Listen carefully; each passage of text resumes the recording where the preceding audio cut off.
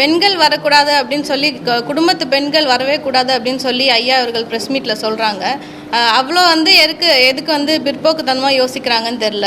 அவ்வளோ ஆணாதிக்கம் இருக்குதான்னு தெரியல அவங்களுக்கு. ஆனால் பெண்கள் வரக்கூடாதுன்னு சொல்கிறாங்க. இப்போ வந்து பார்த்தா அவங்க மகளையே மேடையில் உட்கார வச்சுருக்குறாங்க.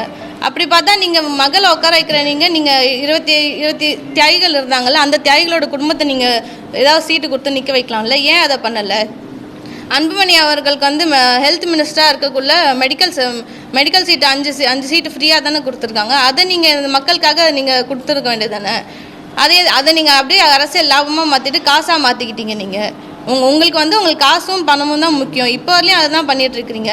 அன்றைக்கி ஐயா சொல்கிறாரு திரௌபதி அம்மன் கோயிலுக்கு எதுக்கு போகிறாரு அப்படின்னு கேட்டதுக்கு, நான் எப்போ சாவுவேன், நான் செத்தா இந்த கட்சி எடுத்துக்கலாம் அப்படின்னு சொல்லி அன்புமணி போகிறாருன்னு சொல்கிறாங்க.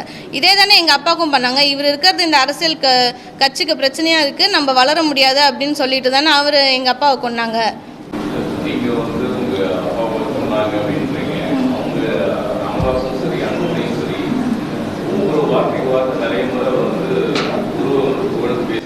இல்ல எங்கேயுமே புகழ்ந்து பேசவே இல்லையே.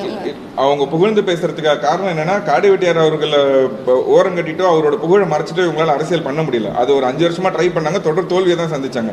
அதான் சொல்றோம்ல, 2016 15% வாக்கு வச்சிருந்த பாமக இன்னைக்கு வந்து 2% கீழே போயிடுச்சு. ஏன் அப்படின்னா, அவரோட மறைவுக்கு அப்புறம் அவரோட புகைப்படத்தை போடக்கூடாது, அவரை பத்தி பேசக்கூடாதுன்னு திரு ராமதாஸ் அவர்களும் சரி அன்புமணி அவர்களும் வந்து எல்லா பொதுக்குழுவிலையும் அவங்க வைக்கிற எல்லா கூட்டத்திலுமே சொன்னாங்க.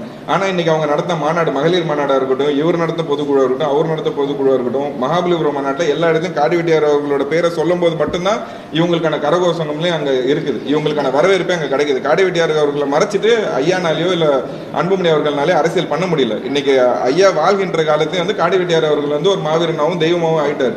எங்க சமுதாய மக்களுக்கு குலதெய்வம் ஆயிட்டார். அதை ஒத்துக்க முடியல அவங்களால. அதை இப்ப மறைக்க முடியாததுனால அவரோட பேரை பயன்படுத்துறாங்க. அவரோட பேரை பயன்படுத்தாம இனி காடிவெட்டியார் அவர்களோட பேரை பயன்படுத்தாம ராமதாஸ் அவர்களாலேயோ அன்புமணி அவர்களால கட்சி நடத்த முடியாது. அது ஓப்பனான உண்மை. இப்போ அதனாலதான் அவங்க பயன்படுத்துறாங்களே தவிர அவரோட புகழை ஓங்கி தூக்கி பிடிக்கணும், அவங்களுக்கு ஒரு லாபம் சேர்க்கணுன்றதுக்காக கிடையாது. அப்படி பண்ணுனா இப்ப இவங்க 2 பேரும் சண்டை போடுறதுனால என் மக்கள் என்ன பலன் அடைஞ்சிட்டாங்க? இவங்க வச்சிருக்க வன்னியர் கல்வி அறக்கட்டளையில ஏன் இலவச கல்வி கொடுக்கல? வன்னியர் கல்வி இன்னைக்கு இத்தனை நாள் ராமதாஸ் அவர்கள் வந்து இந்த 2 மாசமா தொடர்ந்து என்ன சொல்றாரு, என்னை எந்த விதத்திலையும் வந்து மக்களை சந்திக்க விட மாட்டேங்கிறாரு, என்னை வந்து அறைக்குள்ளேயே பூட்டி வைக்க ட்ரை பண்றாரு. இன்னைக்கு எல்லாத்தையும் பிரிச்சுட்டு வந்துட்டார். அவர் தனியா போயிட்டார், இவர் தனியா போயிட்டார். இன்னைக்கு வந்து ராமதாஸ் அவர்கள் நேற்று நடந்த பொதுக்குழுல சொல்லியிருக்காங்கல்ல, வன்னியர் கல்வி அறக்கட்டளையில இலவச கல்வி கொடுக்குறேன்ட்டு. ஏன் கொடுக்கல? இவங்களுக்கு வந்து இவங்க கட்சி வந்து இவங்க குடும்பத்தை தாண்டி போயிடக்கூடாது. ராமதாஸ் அவர்கள் குடும்பம்னா அவரோட பொண்ணுங்க, அவரோட பையன், அந்த குடும்பத்துக்குள்ளேயே தான் இருக்கணும். அவரோட சொந்த மருமக கட்சியில வரதே அவருக்கு பிடிக்கல. வாரிசு அரசியல் தப்பு தான் வச்சுங்களேன். அன்புமணி அவர்கள் அது அவர் ஒரு சைடுல அவர் பொண்ணு அவரோட மனைவியை கூப்பிட்டு வர்றாரு, இவரோட பொண்ணை கூப்பிட்டு வர்றாரு. குடும்பத்துக்குள்ள கட்சி இருக்கும். குடும்பத்துக்குள்ள கட்சி மட்டும் இல்ல, கட்சியில வர பதவியிலேருந்து ராஜ்யசபா சீட்ல இருந்து மந்திரி சீட்ல இருந்து எல்லாமே இவங்களுக்கு மட்டும் தான் கிடைக்கணும்னு நினைக்கிறாங்க. இதுக்கு முன்னாடி இருந்த திமுக ஆட்சியில இவங்க கூட்டணி போகும்போது ஒரு அமைச்சர் சீட்டு கொடுத்திருந்தா மந்திரி சபையில வந்து சீட்டு வேணும்னு கேட்டிருந்தா அன்னைக்கு கொடுத்திருந்திருப்பாங்க.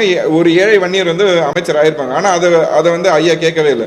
ஐயா கேட்ட ஒரே விஷயம் என்னன்னா, ராஜ்யசபா சீட்டு கொடுங்க, என் பையன் வந்து ஹெல்த் மினிஸ்டர் ஆகணும்னு சொல்லி தான் அவர் வாங்கினார். அன்னையிலேருந்து இவங்களோட சுய லாபத்துக்காக மட்டும்தான் இவங்க கட்சி நடத்துறாங்களே தவிர என் சமுதாய மக்களுக்கு இவங்க எதுவுமே பண்ணல. நேர் பட்ஜெட் போடுறாங்க கவர்மெண்ட்டுக்கு. இவங்க ஏன் வந்து இவங்க நடத்துற வன்னியர் கல்வி அறக்கட்டளையில வெள்ளை அறிக்கை குடிக்க வேண்டியது தானே? எத்தனை சமுதாயம், எந்தெந்த சமுதாய மக்கள் எவ்வளவு பயனடைஞ்சிருக்காங்க, வன்னியர் சமுதாய மக்கள் இந்த வன்னியர் கல்வி அறக்கட்டளைனால எவ்வளவு பயனடைஞ்சிருக்காங்க, எத்தனை பேருக்கு இலவச கல்வி கொடுத்துருக்காங்கன்னு. இதுக்கு வந்து அன்புமணி அவர்களுக்கோ இல்ல ராமதாஸ் அவர்களுக்கோ திராணி இருக்கா? அதுல வந்து நாங்க இவ்வளவு பேரை படிக்க வச்சிருக்கோம் அப்படின்னு சொல்றதுக்கு? பிளே ஸ்டோர் மற்றும் ஆப் ஸ்டோரில் இருந்து பாலிமர் செயலியை QR கோடு மூலம் பதிவிறக்கம் செய்யுங்கள்.